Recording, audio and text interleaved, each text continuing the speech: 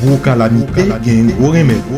Dans le monde moderne ça, nous avons accès à plus d'informations, Pendant que nous vivons égarés, plus d'éducation, société sans paix, plus l'argent, économie, nous vivons dans une misère noire, globalisation, isolation individuelle, monde religieux, bon Dieu inconnu, christianisme, sans Jésus-Christ, l'église là, sans conviction chrétienne, la foi. synagogue chrétien autant de voix saignées après l'élidie.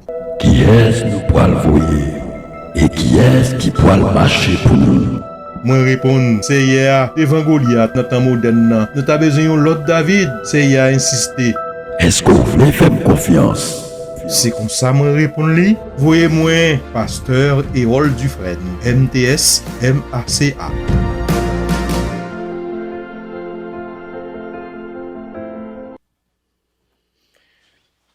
Au plaisir de vous revoir, amis de partout, frères, sœurs dans le Seigneur, c'est votre serviteur, pasteur Harold Dufresne, le pasteur titulaire de Christian Synagogue Ministry. Les synagogues étaient le point de départ évident de la poussée évangélique de la première Église. Les fidèles croyaient en l'unique vrai Dieu parce qu'ils étudiaient assidûment les Écritures dans l'attente d'un second retour du Seigneur. Les premiers chrétiens ont pu maintenir leur foi remarquable, pourvu que la synagogue fut l'unique moyen de préserver leur foi et leur dévotion. Dans cette optique, mesdames, messieurs, Christian Synagogue Ministry présente les effets néotiques de la chute. Depuis quelque temps, nous embarqués dans une démarche pour nous capables d'enseigner de royaume bon Dieu sur la terre. Pendant que gagnait une tension qui existait entre le déjà et le pas encore. Dans la même démarche, pour nous capables de présenter le déjà, nous avons un objectif pour nous capables d'arriver expliquer ça veut dire le pas encore et la tension qui existe entre les deux extrêmes. Je dis, nous voulons aborder un sujet qui est difficile. Et comme vous voulez, en pile monde paraît m'étendre au péché. Ce n'est pas un compliment d'ailleurs. Mais cependant, moi-même ensemble avec vous, on est d'accord pour un désaccord. Péché, c'est l'affaire de la création chérie de Dieu. C'est initiative personnelle, naturelle, que l'homme décide libérément à embaucher et engager dans une voie que eux-mêmes sont capables de prendre décision pour tête et prendre direction selon désir et arriver dans destination des fois que vous pas capable de contrôler. Pendant que nous avançons dans une démarche pour nous capables de montrer où, pour nous capables de découvrir ensemble et royaume bon Dieu sur la terre, parce que bon Dieu créé un être chéri que le mettait vivre sous terre ça, et puis d'après Somme 115 verset 16, il dit bon Dieu, lui c'est roi dans le ciel là, lui remet nous la terre. Pas oublier, dans la création, bon Dieu dit, lui crée l'homme pour l'homme dominer. Parce que pour dominion, ça c'est ce même mot hébreu qui veut dire royaume. Alors, pour que nous dominions dans le royaume, non, il faut-il bien que nous sommes des rois. Voilà, eh bien, nous comptons qui ça qui t'est passé. Et à plusieurs reprises, nous faisons allusion à accident de parcours, si nous permettons l'expression, parce que pas un accident dans le plan de Dieu. Et si nous permettons en attendant, accident de parcours qui était fait, et ça fait que bon Dieu maintenant est venu avec et provision parce que pas gagné qui est capable de faire obstacle à plan bon Dieu. Maintenant nous t'ai essayé pour nous être capable d'expliquer dès le départ et la Bible en quelques mots. Nous te prenons un diagramme pour nous te montrer que la Bible gagne 4 grands thèmes. Pour les gens qui habituent à écouter les vidéos, vous comprenez ça très bien, vous rappelez, nous fait allusion à 4 thèmes. Et thème, c'est création, c'est chute, c'est rédemption et restauration finale. Eh bien, nous te disons que dans 66 livres qui gagnaient dans la Bible et 1189 chapitres, seuls 2 livres et 4 chapitres dans la Bible qui pas gagné notion de péché et qui pas gagné présence du diable. Nous te fort connaître que dans 2 premiers chapitres de la Genèse, nous gagnons Genèse 1er et Genèse 2, et Satan pour côté présent. C'est dans Genèse chapitre 3, il gagnait introduction, apparition, un personnage qui rentrait comme un instrument dans la création chérie de Dieu. Et dernier 2 chapitres de la Bible, c'est l'Apocalypse, chapitre 21 et 22. Côté depuis dans le chapitre 21, eh bien, personnage ça qui était rentré sous influence Lucifer, Satan le diable, eh bien, dans le chapitre 20 de l'Apocalypse, personnage ça a déjà joint maintenant et sentence-les.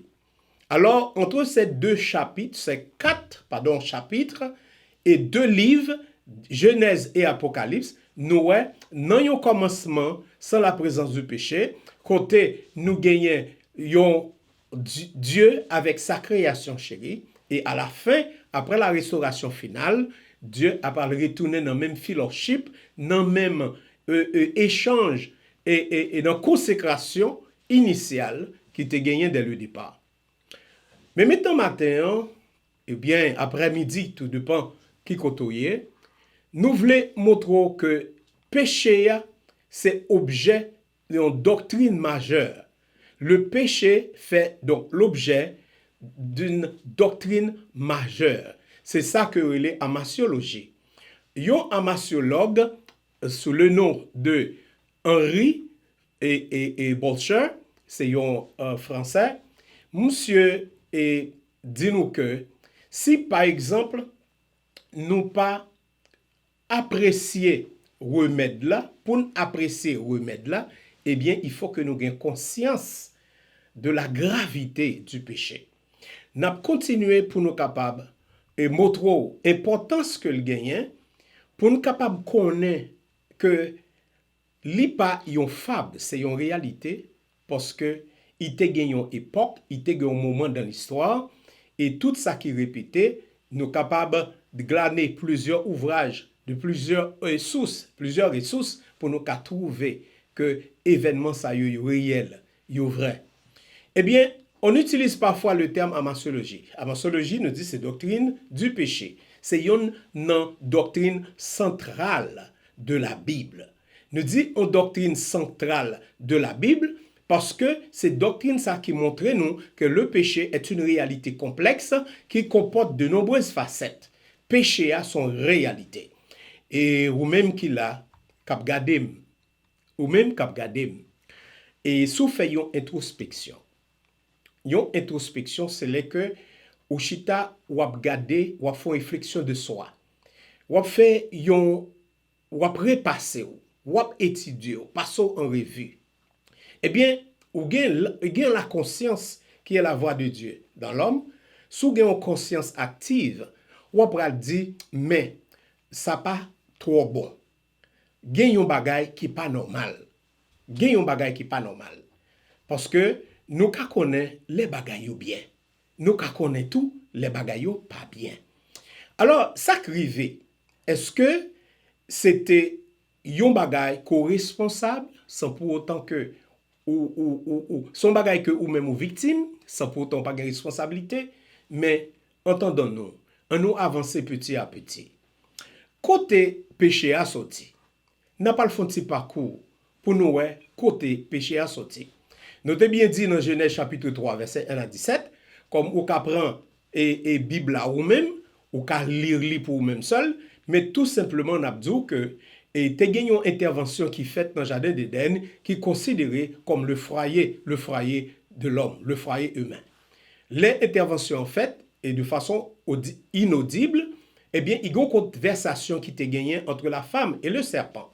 Parce que c'est la Bible qui dit nous que le serpent était le plus rusé de tous les animaux des champs que Dieu avait fait, que Dieu avait créé.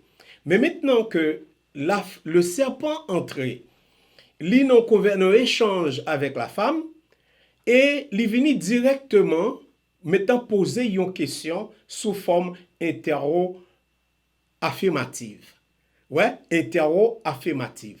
Nous connaissons, nous tous qui gagnons une notion de grammaire, eh bien, les questions posées de façon interro-affirmative, eh bien, les inviter à douter de réalité.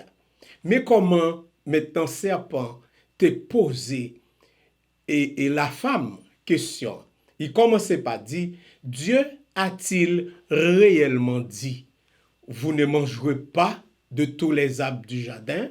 Et puis la femme répondit oui. Affirmativement, la femme répondit.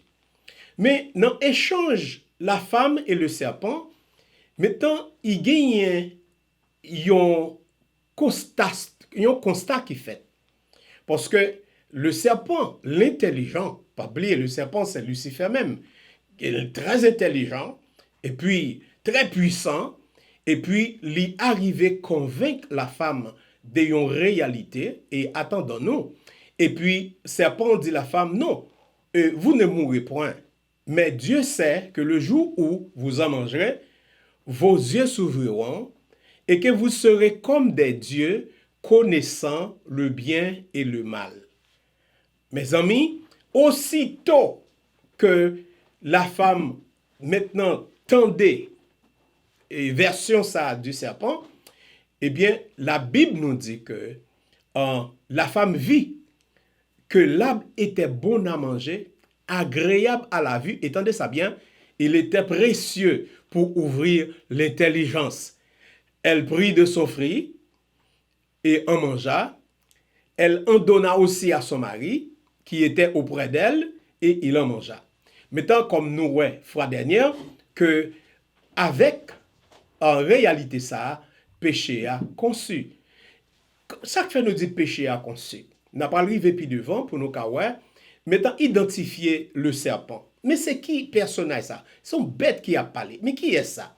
Eh bien, là nous consulter Isaïe 14, verset 12 à 14, il dit nous te voilà, à partir de verset 12, te voilà tombé du ciel, astre brillant, fils de l'aurore, tu es abattu à terre, toi, le vainqueur des nations. Tu disais en ton cœur, je monterai au ciel, je lèverai mon trône au-dessus des étoiles de Dieu, je m'assierai sur la montagne de l'assemblée, à l'extrémité du septentrion.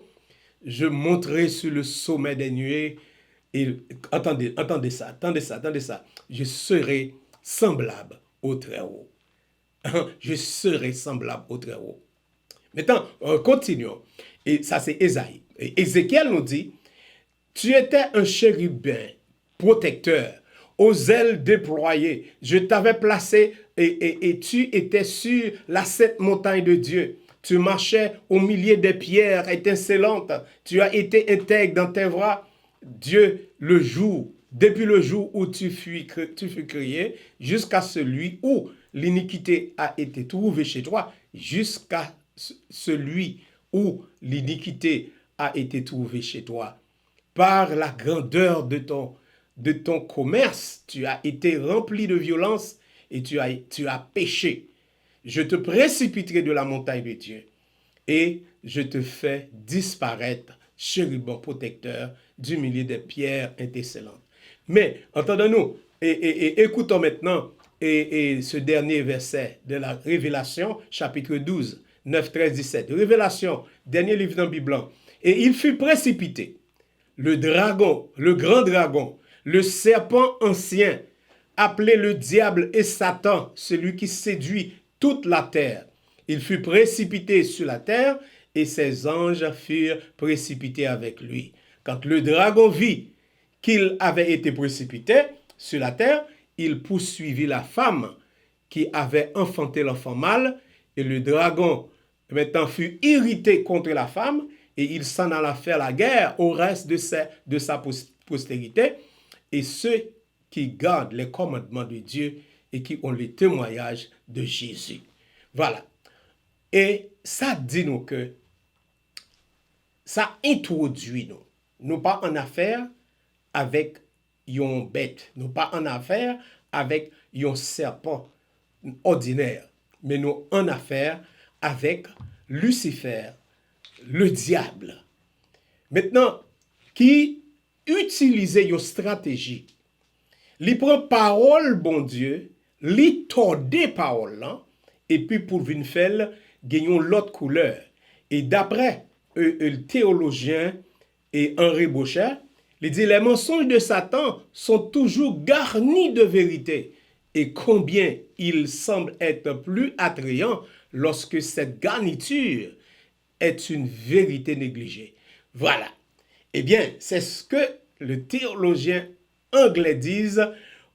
When you sugarcoating truth, it's equal to lies, pure or simple. Chaque fois où prend la vérité, ou envelopper dans mensonge, ou fait sembler, tant qu'on prend un sucre, ou mettez drogue là-dedans, et ou fait sembler yon bagay qui attrayante, eh bien, li pi dangereux que te ba mon menti pur. Li pi dangereux pour ba mon mensonge qui est pur que ou ba yon mensonge qui est rempli de vérité. Et c'est là que les enfants de Dieu, les gens de bien, ils doivent prendre pile précaution avec ces mensonges maintenant et mélangés de vérité. Li ou pas jamais yon adversaire, yon monde qui gagne ruse, qui veut jeter à la perdition pour le bon, yon mensonge pur parce qu'il connaît ou a refusé. Mais la fait de façon attrayant et intéressant, et puis l'on connaît c'est la vérité ou apprend, eh bien c'est le mensonge.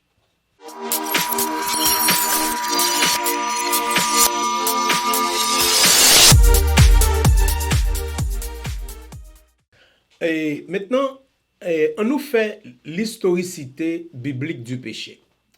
Ça me le dit pas là, on nous fait un parcours historique dans la Bible là, pour nous voir comment péché a les décrit depuis l'Ancien Testament d'abord. Eh bien, premier mot dans l'Ancien Testament que nous joignons le mot hébreu en kata. Kata. Et il est souvent traduit par péchant ou ayant péché. Nous trouvons et mot ça dans Genèse chapitre 20 verset 6. On a Exode chapitre 10 verset 16. Eh bien, le terme qui signifie aussi manquer la cible. Ouais, ce terme il signifie aussi même kata. Il veut dire manquer la cible. Nous trouvons dans Juge chapitre 20 verset 16. Nous trouvons dans Proverbe 19 verset 2. Eh bien, Proverbe 19 verset 2, il dit le manque de science n'est bon à personne et celui qui précipite ses pas tombe, qui veut dire kata, dans le péché. Voilà. Ce terme est étroitement lié au mot grec amartia. Pas oublier, amartia, c'est mot grec et qui veut dire péché. Et il y a une forme verbale, amartano, qui signifie manquer le cible. Nous avons d'abord kata, veut dire dans le départ manquer la cible. Nous avons amartia, veut dire exactement manquer la cible, errer ou se tromper. Deuxième mot hébreu que nous joignons dans l'Ancien Testament, c'est pasha. Pasha est un autre terme hébreu pour désigner le péché dans l'Ancien Testament. Il signifie, qu'est-ce que ça signifie? Se rebeller, ou trépasser, ou trahir. ou joindre utiliser les que et bon Dieu t'a utilisé et reproche à Israël. Nous trouvons ça dans Ésaïe 1er verset 2 et puis côté il dit mais ils se sont révoltés pacha ouais contre moi. Côté bon Dieu t'a pour reprocher peuple Israël dans Ésaïe 1er verset 2. Troisième mot hébreu que nous joignons, c'est le mot abba. Abba, qui veut dire transgresser, passer par-dessus. Eh bien, dans le contexte moral, il expliquait la transgression d'un commandement ou à la violation d'une alliance. C'est Moïse que nous jouons dans Nombre 14, verset 41, qui a dit « Pourquoi transgressez-vous, Abba, l'ordre de l'Éternel ?» Alors, nous trouvons encore, et dans Juge, chapitre 2, verset 20, il dit « Dieu est en colère contre Israël et il en explique la raison. » D'après Juge 2, verset 20, nous voyons cette nation a transgressé, Abba, mon alliance que j'avais prescrit à ses pères. Ils n'ont point obéi à ma voix. Alors, c'est pour ne citer que ça. Nous pas capables de prendre tout l'Ancien Testament pour nous porter bon, nous prenons tout simplement et quelques mots. Et de même, nous prenons quelques mots dans le Nouveau Testament, pour nous, dans le Nouveau Testament, que nous joignons et péché. Dans le grec, premier mot que nous joignons, nous trouvons adikia, qui veut dire perversité ou injustice. Nous trouvons un mot ça dans Romains 1er verset 18. Deuxième mot et grec que nous trouvons, c'est apeleito. Apeito, qui veut dire l'idée de désobéissance et d'obstination résolue contre la volonté de Dieu. Nous trouvons mot ça dans Romains chapitre 11, verset 31, et nous trouvons dans Jean 3, verset 36. Et troisième mot grec, c'est le mot asebeia. Asebeia peut se traduire par impiété ou méchanceté. Nous trouvons et mot ça, notre texte que nous jouons dans Jude 18, quand il a dit, il y aura des moqueurs et marchant selon leur convoitise impie. Alors, impie, ça, c'est asebeia. Finalement, nous trouvons le mot grec agnoia, qui veut dire l'ignorance. L'ignorance ou l'absence de compréhension. L'ignorance ou l'absence de compréhension. Ça veut dire que, et l'autre définition que nous trouvons est de ce fait de l'ignorance. L'ignorance ne veut pas dire ne pas savoir, monde qui pas gain connaissance. L'ignorance pas veut dire ou pas gain connaissance, nous répétons encore. Mais l'ignorance veut dire l'absence de la compréhension. Paul déclare, les incroyants ont l'intelligence obscurcie à cause de l'ignorance agnoia qui est en eux. D'après Éphésiens chapitre 4, verset 18. Et nous dit que de ce fait, nous cap fait un statement. Nous cap fait un statement. Et nous espérons que ou pas prendre personnel. Nous dit pi gros fléau cap ravager monde moderne déchu. Pi grand fléau cap traverser monde moderne déchu. Parce que l'humanité gagne une prétendue inconsciente de la réalité de Dieu. Ça, c'est votre serviteur Harold Dufresne. C'est ma compréhension de la réalité. Il gagne une prétendue inconsciente de la réalité de Dieu. Dans le mot que nous trouvons, agnoia, nous trouvons un mot dérivé de agnostique. Agnostique. Alors, nous allons expliquer agnostique et dans un contexte de l'athéisme. Nous allons faire comparaison pour vous dans quelques minutes. OK? Comme étant, je te m'a expliqué nous. Et pour une meilleure façon pour nous connaître, pour nous faire distinction entre agnostique, c'est pour nous comparer avec athée. Ouais? Et qui ça veut dire? Quelle différence que vous avez? D'abord, nous avons une définition indépendante, individuelle, et puis nous avons lié ensemble. Quelle différence vous avez? Je dis, techniquement, un athée est quelqu'un qui ne croit pas en un Dieu. Ouais, yon athée, c'est un monde qui pas quoi gagner bon Dieu.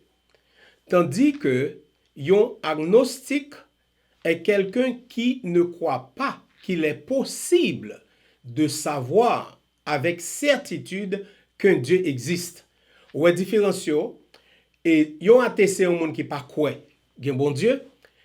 Yon agnostique, c'est un monde qui pas quoi gen possibilité pour moun quoi avec exactitude, avec certitude, gon Dieu qui existait. Il pas quoi gen possibilité ça pour moun connaître. Mais athée a dit pas rien du tout. Mais est-ce qu'on connaît tous deux éléments ça yo ka trouvé ensemble dans kabosh yon moun? Il est possible d'être les deux à la fois. Un athée agnostique. Wali, c'est nous dit yon athée agnostique. Eh bien, yon athée agnostique, c'est yon athée qui non simplement li pas quoi gen bon Dieu, et en plus, li pas quoi que gen possibilité pour yon moun quoi pour moun ka connaît si un Dieu existait. Alors, ouais, c'est la pire des choses. Moi sorti dans mot grec agnoia, qui veut dire l'ignorance. Et c'est pas l'ignorance manque de savoir, mais l'ignorance, l'absence de la compréhension. Nous, ouais, importance que li gagnent pour nous capables de faire en sorte que nous comprenne ça veut dire bon Dieu. Et c'est ça que m'a expliqué tout dernièrement, m'a expliqué tout à l'heure, que m'kwa gen le pire fléau de ce monde moderne déchu est un prétendu inconscient de la réalité de Dieu. Nous trouvons ça dans deux mots ça yo. Yon monde qui athée et puis les agnostiques. Non simplement li pas quoi gen bon Dieu, non mais en plus li pas quoi gen moun gen ken moyen qui existait pour yon moun ka joindre ka connaît yon Dieu si li existait. Ouais, alors tout bagay sa yo, nous fait étude sa yo pour montrer comment péché c'est yon bagay qui gon nature pluridimensionnelle. Ouais, péché a gon nature pluridimensionnelle. Ouais, pendant que le monde incroyant, ou bien qu'à dire le cœur incroyant, cherche à se combler de lui-même par ce qui ne peut procurer une joie durable ou une vérité épanouissante, eh bien, li rejeter bon Dieu. Li rejeter bon Dieu pour le capable chérir des possessions matérielles. Li rejeter bon Dieu pour succès dans ce monde.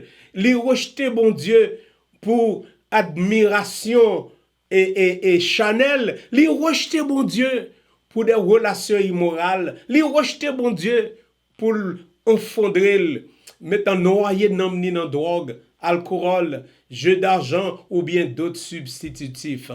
Mesdames, amis, c'est mon ami Saint-Augustin lui a affirmé que l'orgueil est le cœur du péché parce qu'il est la motivation derrière tous les efforts que l'homme fournit pour mener sa vie par son pouvoir personnel. Voilà. Ça, pas bien à sortir de là. L'orgueil, la fierté de soi. Pas oublier le jardin d'Éden. Pas oublier l'intervention de ce mangeonjon qui eut à dire, maintenant, n'a monté dans hauteur pour nous sembler avec le Dieu très haut. Maintenant, c'est l'orgueil. Maintenant, pour d'autres, et l'autre personnage du 1er siècle, les pères, il dit c'est l'égoïsme et l'idolâtrie. Maintenant, en plus que l'orgueil, c'est l'égoïsme et l'idolâtrie. Il dit dans son égoïsme, l'homme s'aime lui-même, plus qu'il n'aime Dieu. Dans son idolâtrie, il adore une créature au lieu que Dieu. Est-ce que ça pas vérifié dans ce monde que nous vivons? Bien-aimé, le premier commandement met en garde contre l'idolâtrie. C'est Dieu, dans Exode 20, 22 à 3. Dieu, l'Éternel, dit, je suis l'Éternel ton Dieu. Je suis l'Éternel ton Dieu. Tu n'auras pas d'autre Dieu devant ma face. Voilà, à la base, le péché est une violation de la relation entre le Créateur et la créature. Le péché incite l'homme. Le péché incite l'homme. Attention, le péché incite l'homme à tenir le rôle de Dieu et à affirmer son autonomie par rapport à Dieu. L'autonomie. Maintenant, l'autonomie, c'est le contraire de la dépendance. Attention, hein? Essayez de comprendre bien. David, dans Somme 139, l'a parlé. Quand je prends les ailes de l'aurore et que j'aille habiter à l'extrémité de la terre, là encore, ta main me conduira et ta droite me saisira. Mes amis, sous planète l'éternel là, ou cas autonome, ou cas indépendant, qu'est-ce que ça veut dire indépendance? Maintenant, apprends-moi, qu'est-ce que ça veut dire l'indépendant? Maintenant, qu'est-ce qui koto ka aller? D'ailleurs, l'air que vous respirez, maintenant c'est l'Esprit de Dieu, et puis qui rencontrait avec la matière, qui créait l'âme. Pas oublier, Genèse 2, verset 7, il dit, Dieu créa de la poussière de la terre un être, il souffla dans ses narines un souffle de vie, et l'homme devint une âme vivante. Comme Dieu est le créateur de toutes ces choses, toutes les créatures sont tenues à lui obéir et vivent conformément à sa volonté. Bien-aimé, le péché, il nous faut-il résumer.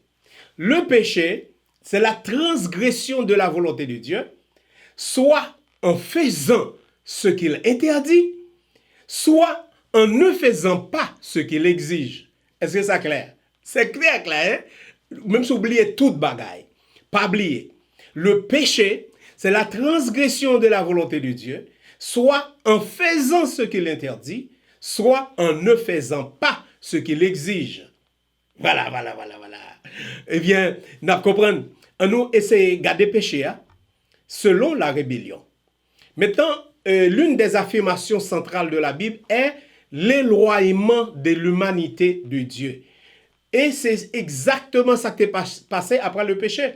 Nous voyons que l'homme séparé de Dieu. C'est pas vrai. On n'a pas étudié ça puis devant, on n'a pas montré et plusieurs types de morts. On va pas comprendre plusieurs types de morts. C'est la séparation. La mort, c'est pas l'absence de la vie. C'est pas la fin de la vie. Maintenant, c'est pas maintenant la mort, c'est séparation pure et simple. Comprenez? Le jour où tu en mangeras, tu mourras. Est-ce que Adam te mourit? Mais ça qui arrive, Adam pas qu'à bon Dieu encore. Voilà, il y a une séparation entre l'homme et Dieu. C'est une séparation spirituelle.